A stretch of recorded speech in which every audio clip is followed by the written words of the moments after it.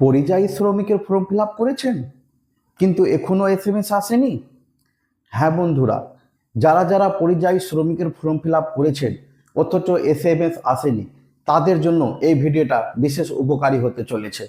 তো বন্ধুরা, আজকের ভিডিওতে আমরা আলোচনা করব যারা যারা পরিযায়ী শ্রমিকের ফর্মটা ফিল আপ করে দিয়েছেন কিন্তু এসএমএস আসেনি। তো বন্ধুগণ, কেন আপনাদের এসএমএস আসেনি, এর ভিতরে দুটা কারণ রয়েছে।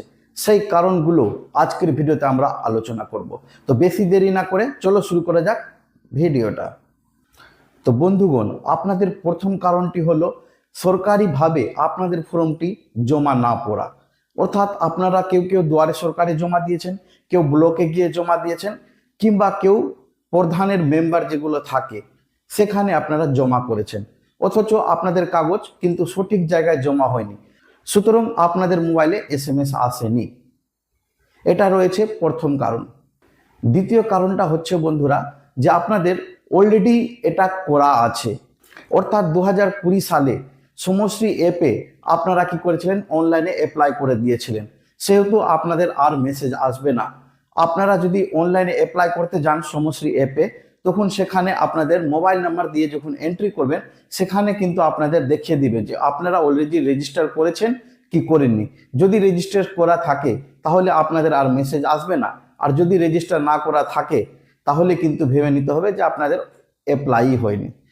এই দুটি কারণ রয়েছে বন্ধুরা যে আপনাদের মেসেজ আসেনি। তো বন্ধুরা, আপনারা এখন কি করবেন? এখন আপনাদেরকে আবার ফর্ম ফিল আপ করে সরাসরি ব্লক অফিসে চলে যেতে হবে, আর সেখানে ডাইরেক্ট এন্ট্রিটা করিয়ে নিতে হবে। আপনারা বলবেন যে আমরা দুয়ারে সরকারে কিংবা এর আগে ফর্মটা জমা করেছি, কিন্তু তা সত্ত্বেও আমাদের এখনো ফর্মটা এন্ট্রি করা হয়নি। সেই কথা বলে আপনারা কিন্তু রিপোর্ট করবেন। রিপোর্ট করার পর 5 থেকে 7 দিনের ভিতরে আপনাদের কিন্তু মোবাইলে এসএমএস চলে আসবে। যদি আপনাদের এসএমএস চলে আসে, তারপরে আপনারা ভাববেন যে আপনাদের ফর্ম ফিল আপটা পূরণ হয়ে গেছে। তারপরে কিছুদিন পর আপনারা স্ট্যাটাস চেক করে দেখতে পারেন।